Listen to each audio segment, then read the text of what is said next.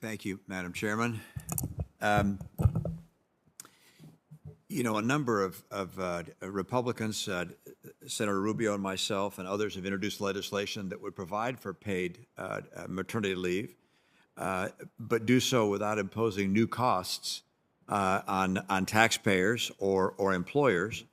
In our case, we allow people to draw from the Social Security Fund and then to ultimately pay that back through lower benefits down the road at a time when they're less in need of the funding. You note that this isn't a big increase, 0.6%, but for a family earning $40,000 or $60,000 a year, it's $400, and that's a big increase for that family earning $600,000 a year. And I mean, it seems like a small percent because when government thinks about raising taxes, it's always a small percent for us, but it's a very substantial change in the living standards of our citizens. Why not consider measures that would allow us to provide paid maternity leave that don't place additional tax burden on employers and employees? I assume that question is for me. Yeah. Well, thank you for the question, and thank you for your interest in the issue. I have looked at your proposal and appreciate the contribution to the dialogue. So a couple of concerns that I have. First, your proposal would cover just leave for new parents, which is only 25% of people who need access to paid leave in a year.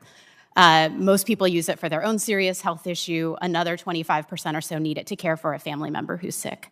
On the merits itself of the policy, while I appreciate the intent, what will happen is that those workers who choose to take paid leave when a child is born will then have to work longer, and they will take a lifetime benefit cut.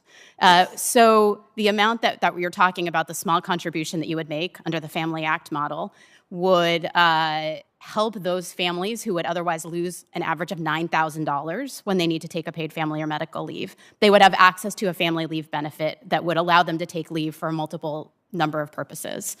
Two, these are the very same people, women in particular, low-wage workers who have lower lifetime Social Security, lower earnings, which means lower Social Security benefits. So these are the very people who can't afford a lower Social Security benefit when they get to retirement. And they may be in very physically taxing jobs so that they're not actually able to delay taking their Social Security benefits when they get to retirement.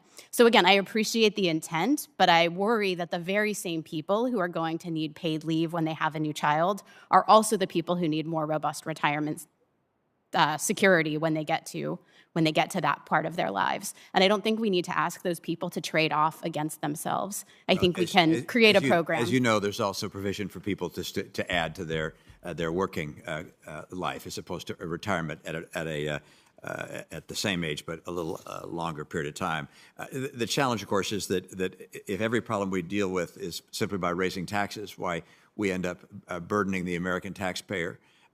We violate the president's pledge not to raise taxes on people earning under $400,000 a year, and we depress the economic growth, which allows people to have good jobs and rising wages. With regards to childcare and the need for kids to have childcare, broadly speaking, looking at the Democratic proposals with regards to child care, there seems to be a very significant bias toward providing child care and pre-K education and so forth, which encourage, if you will, women and men going into the workforce, as opposed to saying, hey, if one of you wants to stay and raise the child, that's acceptable too.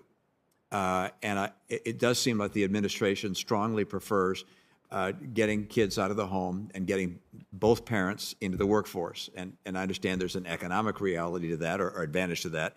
And yet I also think there's a developmental advantage to a child if parents want to have one or both remain home to raise a child, that there's a child-rearing advantage to that as well. Are you concerned, and I guess I'm going to direct this to the member of this panel that's responsible for child care, are you concerned that too much focus on federal mandates actually may be detrimental to the effects on children who might otherwise be raised with with the intensive involvement and investment on the part of the parent or one of the parents for that child.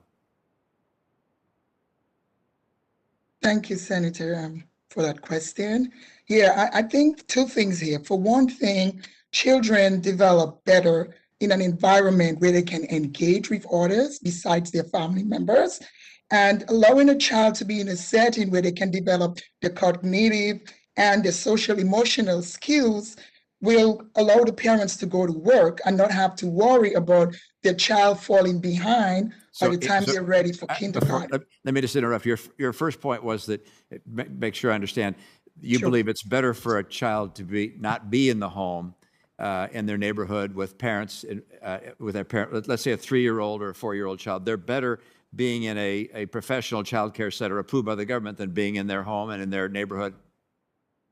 But it's more beneficial for the child because children learn better in a setting outside. Well, with families first, always the family is the child's first teacher. I didn't realize I was at a disadvantage because I was raised by my mom who stayed home. I guess what you describe is a perspective on the part of the administration, which I find contrary to personal experience and contrary to the perspective of many parents. I would think that as we think about the policies that we want to have with regards to child rearing, that we would give authority to the parents to make that decision as opposed to an administration to make it for them. So, yes, well, Senator, again, parents are the first teachers and a child's preference is to be with the family. But if the family cannot allow to do that, it's greatly beneficial for a child to be in a setting where they can get that support to develop their social, emotional, and cognitive skills. We have seen studies have shown that children outside of the family who are in group care setting do much better socially, emotionally, and cognitively. Thank you. So I know we don't want to defer for the nation to take care of a parent's responsibility, but it's a partnership and it helps foster that child's development better than just being with the parent.